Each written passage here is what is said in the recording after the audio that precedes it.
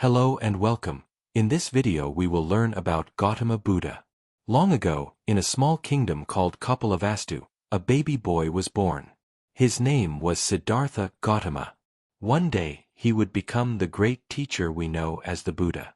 His story is simple, but very powerful. It teaches us how to live a peaceful, kind, and wise life. Siddhartha was born into a royal family. His father was a king. His mother had a dream before he was born, a dream that said her son would be very special.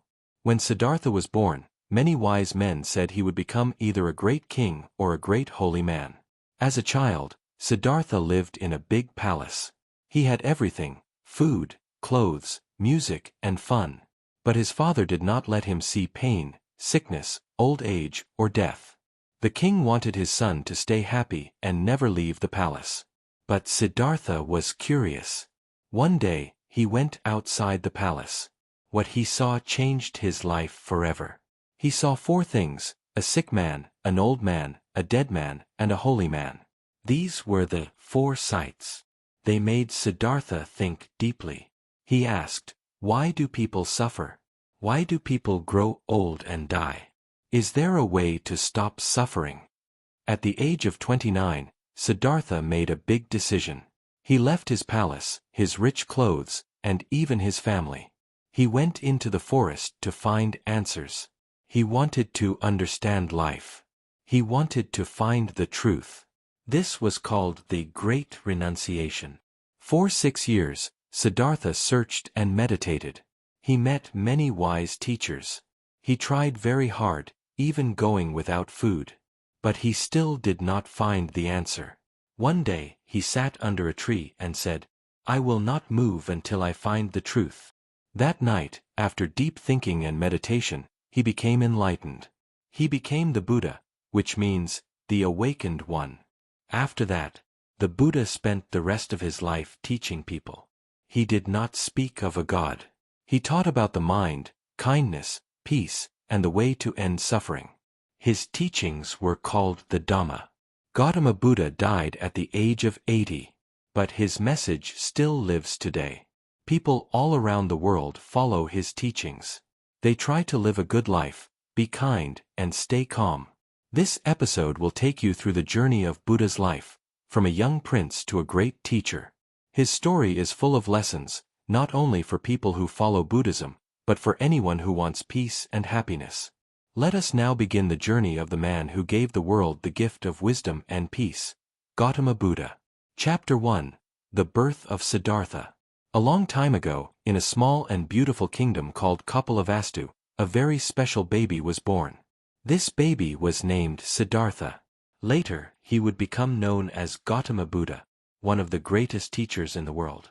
Siddhartha was born more than 2,500 years ago in a place that is now part of Nepal. His father was King Suddhodana, and his mother was Queen Maya. They were kind and noble people. The people of their kingdom loved them very much. One night, Queen Maya had a dream. In her dream, she saw a white elephant coming down from the sky. The elephant entered her side and filled her with light. This dream was very special. The wise men in the kingdom said that it meant the queen would give birth to a great child, a child who would become either a great king or a wise holy man. When it was time for the baby to be born, Queen Maya was traveling to her parents' home. On the way, she stopped in a beautiful garden called Lumbini. It was full of flowers, green trees, and birds singing. There, under a tree, Siddhartha was born. The birth of Siddhartha was a happy time. People said that the earth shook gently, flowers bloomed, and soft rain fell from the sky. It was a peaceful and magical moment. Everyone felt that something very important had happened. Wise men from far away came to see the baby. One of them, an old and gentle man, said, "This child will bring light to the world. He will be a great teacher who shows people the way to peace and happiness." The baby was given the name Siddhartha, which means, one who reaches his goal. He was a calm and quiet child. People said he looked peaceful, even as a baby. But soon, something sad happened. Queen Maya died just 7 days after Siddhartha was born. This was a great loss for the family. Siddhartha was raised by his kind aunt, Mahaprajapati, who loved him like her own son. The king, Siddhartha's father, wanted his son to be happy and strong. He wanted him to become a great king, not a holy man. So he gave him the best life, rich clothes, music, good food, and all the joy the palace could give. The king also tried to protect him from anything sad or painful. From the day he was born, Siddhartha was special. His life would become a great journey, a journey that would one day help millions of people. This is how the story of Siddhartha begins, with a dream, a peaceful garden, and the birth of a child who would change the world. Chapter 2. The Four Sights. Siddhartha grew up in a beautiful palace. His father, the king, gave him everything he needed. There were gardens, music, dancers, and tasty food. The king wanted Siddhartha to be happy always. He did not want him to see anything sad or painful. So, Siddhartha lived a life full of comfort. He did not know about sickness, old age, or death. But Siddhartha was curious. He wanted to know what life was like outside the palace. One day, he asked his charioteer to take him for a ride in the city. The king agreed but told the guards to remove anything sad from the streets. Still, Siddhartha saw something that changed his life. The first thing he saw was a man who looked very weak. His body was thin, and he was coughing. His face looked tired and in pain. Siddhartha had never seen a sick person before. He asked his charioteer, "What is wrong with that man?" The charioteer said, "He is sick, my prince. Anyone can become sick." Siddhartha was shocked. He asked, "Can this happen to me? Can this happen to my family?" The answer was yes. On another ride, Siddhartha saw something else. This time, he saw a man with gray hair, no teeth, and a bent back. The man was walking slowly with a stick. His hands were shaking. Siddhartha asked, "What is wrong with him?" The charioteer said, "He is old, my prince. All people grow old." Siddhartha felt sad. He had never thought about growing old. A few days later, Siddhartha went out again. This time, he saw people crying. They were carrying a body. The person had died. Siddhartha asked, "What is happening?" The charioteer said, "That man has died. Death comes to all living things." Siddhartha was very quiet. He thought, "So, one day I will also die. Everyone I love will die. How can people be happy with so much pain in life?" These were the first three sights: sickness, old age, and death. They made Siddhartha think deeply. He had lived in a world of joy, but now he saw the truth of life. On his last ride, Siddhartha saw a fourth person. This man wore simple clothes and walked calmly. He looked peaceful and kind. Siddhartha asked, "Who is he?" The charioteer said, "He is a holy man. He left his home to find the truth and peace." Siddhartha looked at him and felt hope. This fourth sight gave him a new idea. Maybe there was a way to escape pain. Maybe there was a path to peace and truth. Siddhartha wanted to learn more. The four sights, sickness, old age, death, and the holy man, opened Siddhartha's eyes. He understood that life was not just fun and comfort. It had pain, but maybe it also had answers. This was the beginning of his great journey. Chapter 3. The Great Renunciation. After seeing the four sights, Siddhartha could not forget what he had seen. He kept thinking about sickness, old age, and death. He was also thinking about the peaceful holy man. His heart was not calm. He asked himself, "Why do people suffer? Is there a way to stop this pain? Can I find the truth?" Siddhartha lived in a big, beautiful palace. He had fine clothes, soft beds, music, and delicious food. He also had a kind wife named Yasodhara and a newborn son named Rahila. His family loved him, and the people in the kingdom respected him. But inside, Siddhartha felt sad. He knew he could not be happy while others were suffering. One night, he made a big decision. He decided to leave the palace, his family, and his rich life. He wanted to search for the truth. He wanted to find a way to end suffering for all people. This brave act is called the Great Renunciation. Siddhartha waited until everyone in the palace was asleep.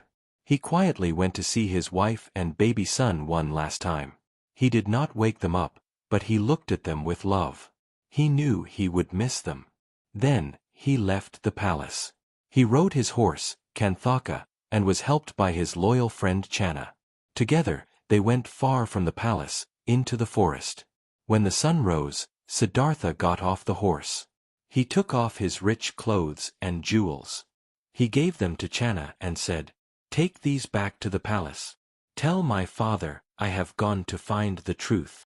He then put on simple robes, just like a holy man. He cut his hair and became a monk. From that day, Siddhartha had no home, no riches, and no family with him. But he was not sad. He felt peaceful because he had chosen the path of truth. Siddhartha began to walk from village to village. He met wise teachers and learned from them. He listened carefully and practiced what they taught. But still, he felt something was missing. He had not yet found the true answer to end suffering. For many years, Siddhartha lived a hard life. He ate very little food and slept on the ground. He meditated for hours every day. His body became very thin, but his mind became strong. He kept searching and never gave up. The Great Renunciation was a big step. Siddhartha left behind everything he loved. But he did this not for himself, he did it for all people. He wanted to help the world find peace, love, and happiness. This brave choice was the beginning of his spiritual journey. Soon, his search would lead him to something great, to enlightenment, and to becoming the Buddha. Chapter 4: Years of Austerity. After leaving the palace, Siddhartha Gautama became a monk. He wore simple robes and walked from place to place. He ate only small amounts of food, and he lived under trees or in caves. He had no money, no comfort, and no home. He was searching for the truth, a way to end pain and suffering. Siddhartha went to many wise teachers. He listened to their ideas and followed their practices. They taught him how to meditate and how to control the mind. Siddhartha learned quickly and deeply. But even after learning all they knew, he still felt the answers were not complete. He thanked the teachers and continued his search. Then Siddhartha met 5 other monks. They also wanted to find truth. Together, they went deep into the forest. There, they decided to live a very simple and hard life. This is called austerity. It means living with very little and making the body suffer to make the mind stronger. Siddhartha and the 5 monks stopped eating proper food. They ate only 1 grain of rice or a few seeds each day. Sometimes they ate nothing at all. Siddhartha became so thin that his bones could be seen under his skin. He became weak, and his body hurt all the time. But he kept going. He believed that if he could control the body fully, he could also control the mind and find the truth. He also stopped speaking. He sat under the hot sun or in the cold wind and meditated. He tried to push away all feelings, hunger, pain, fear, and desire. He wanted to go beyond the body and reach peace. But after 6 long years of this hard life, Siddhartha realized something important. He was close to death, but he still had not found the answer. He thought, this is not the right way. Hurting the body is not the path to truth. The mind cannot think clearly when the body is weak. One day, he stood up slowly and walked to a river. There, he fainted from weakness. A kind village girl named Sujata saw him. She gave him a bowl of rice and milk. Siddhartha took it. It was the first full meal he had eaten in a long time. His strength slowly returned. The 5 monks saw him eat and thought he had given up. They left him. But Siddhartha was not giving up. He had learned something new. He now believed in the middle path, not too hard, not too easy. The right way is between too much comfort and too much pain. These 6 years of austerity were very important. Siddhartha learned that truth cannot come from suffering alone. He needed a clear mind and a healthy body to find the way. Soon, his great moment would come. He was ready to reach enlightenment. Chapter 5. The Enlightenment Under the Bodhi Tree. After 6 years of living a very hard life, Siddhartha Gautama found a new path. He had tried deep fasting, long meditation, and many painful practices. But none of them gave him the answer to end human suffering. He understood that hurting the body was not the way. He needed to find peace in both body and mind.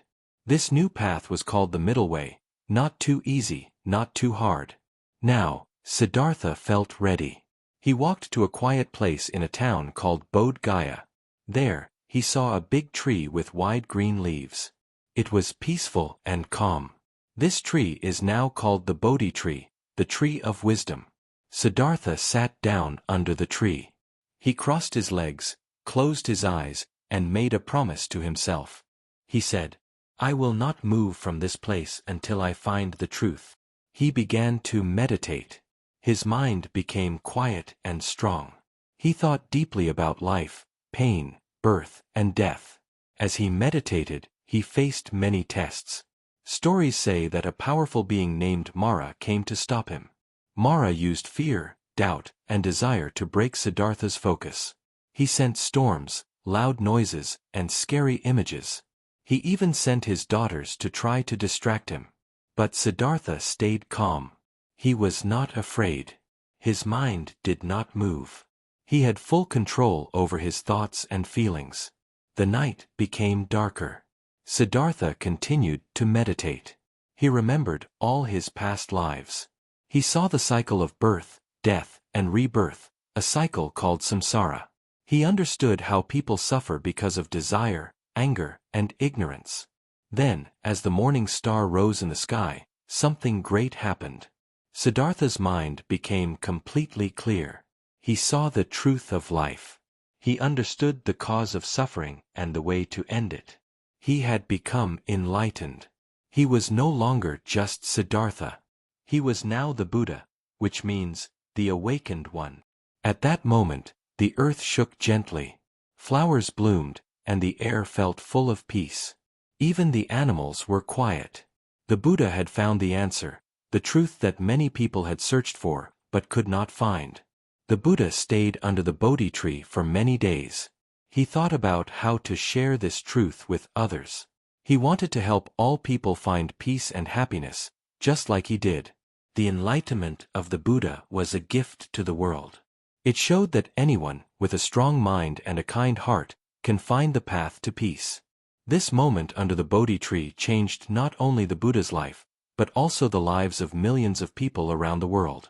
It was the light in the darkness, the beginning of a new journey. Chapter 6. The First Sermon at Sarnath. After Siddhartha Gautama became the Buddha, he sat under the Bodhi tree for many days. He felt peaceful and full of wisdom. He had found the truth. Now, he wanted to share it with others, so they could also find peace and freedom from suffering. But at first, the Buddha was not sure if people would understand his teaching. It was deep and different. Then, he thought, some people may understand if I explain it simply. I must try. So, he stood up and began to walk. He remembered the 5 monks who had lived with him during his years of austerity. They were his old friends. Even though they had left him, he still cared for them. He knew they were searching for the truth too. He decided to find them first. The Buddha walked many days to a place called Sarnath, near the city of Varanasi. There, in a quiet park called Deer Park, he saw the 5 monks. When they saw him coming, they said, "Look, here comes Siddhartha. We will not talk to him." He gave up the path. But when the Buddha came closer, they saw a great change in him. His face was calm, his eyes were full of light, and his steps were gentle. They felt respect and stood up to greet him. Then, in that peaceful place, the Buddha gave his first sermon, his first teaching. It is called the turning of the wheel of Dharma. In this teaching, he spoke about the truth he had found. He explained the 4 noble truths. 1. There is suffering in life. 2. Suffering has a cause. 3. There is a way to end suffering. 4. The way to end suffering is the Noble Eightfold Path. The Buddha said that all people suffer, from pain, sadness, sickness, and death. But this suffering comes from wanting too much, from anger, and from not understanding life. If people can learn to live with peace, kindness, and wisdom, they can end suffering. He also taught the middle way, not too hard, not too easy. It is a balanced life, full of good actions, clear thoughts, and deep understanding.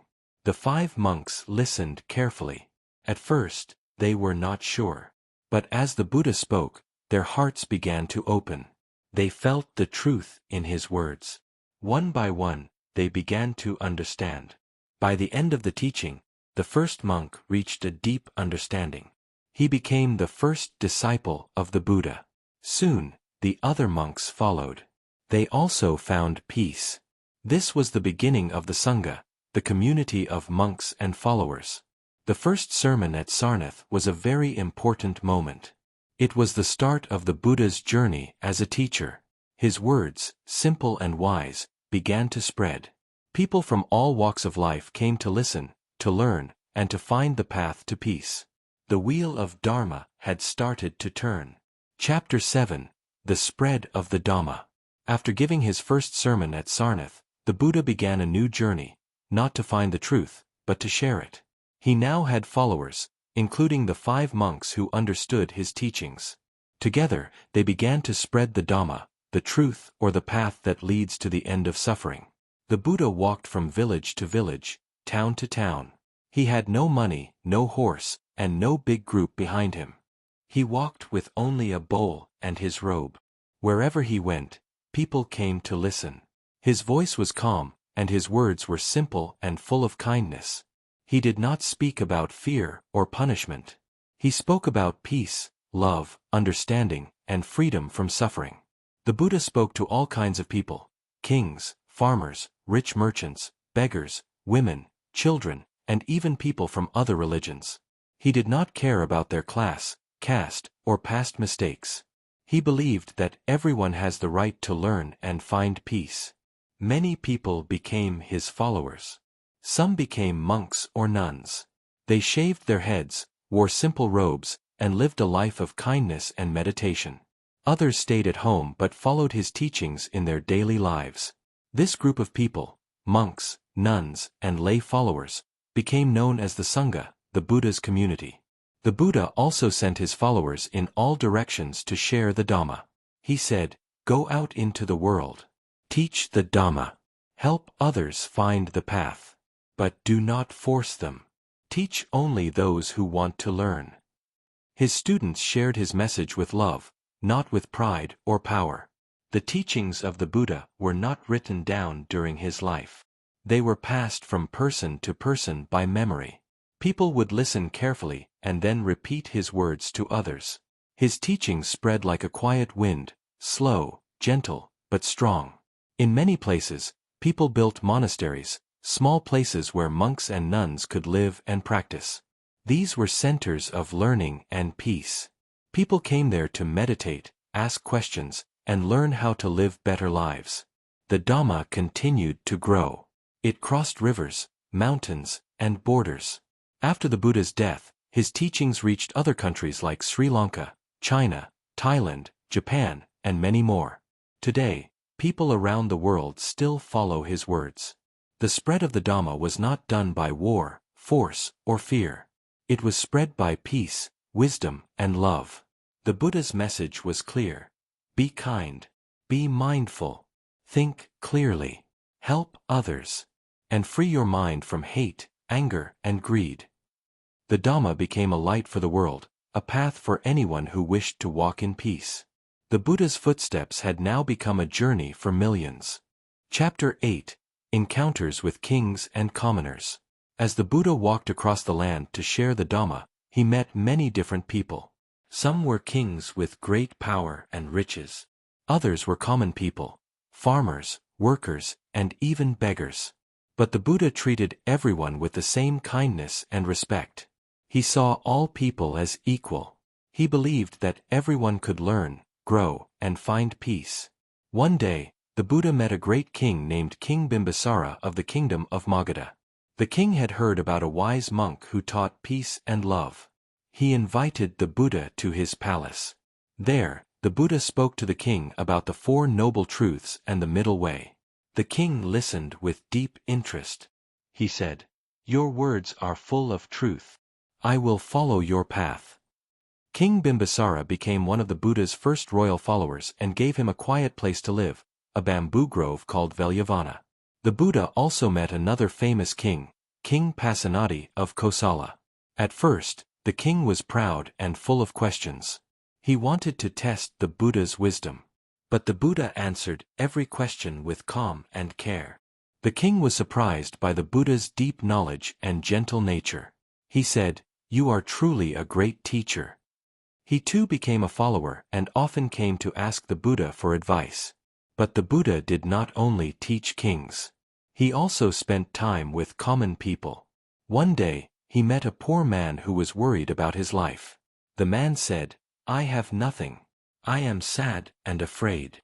The Buddha sat with him and said, "You may have no gold, but you can have peace in your heart." The poor man listened and smiled.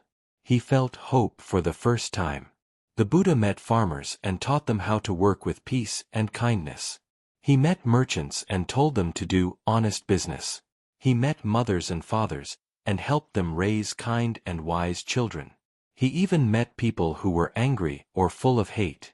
But he never became angry. He spoke to them with love, and many of them changed their hearts. One day, the Buddha met a woman named Kisa Gautami. Her baby had died, and she was crying with great pain. She asked the Buddha to bring her baby back. He said gently, "Bring me a mustard seed from a house where no one has ever lost a loved one." She went to many houses, but every home had known loss. She returned to the Buddha and understood his lesson. Death comes to all. Her pain slowly became peace. Through these encounters, the Buddha showed that wisdom is not only for the rich or powerful. It is for everyone, kings and beggars, old and young, rich and poor. He spoke not only with words, but also with love. Wherever he went, hearts opened and minds changed. His teachings touched the lives of all. Chapter 9, The Last Days and Mahaparinirvana. The Buddha had lived a long and peaceful life. For more than 45 years, he walked across many lands, teaching people about the Dhamma, the path to end suffering. He had many followers, both monks and lay people. His teachings had brought peace to thousands of lives. Now, the Buddha was 80 years old.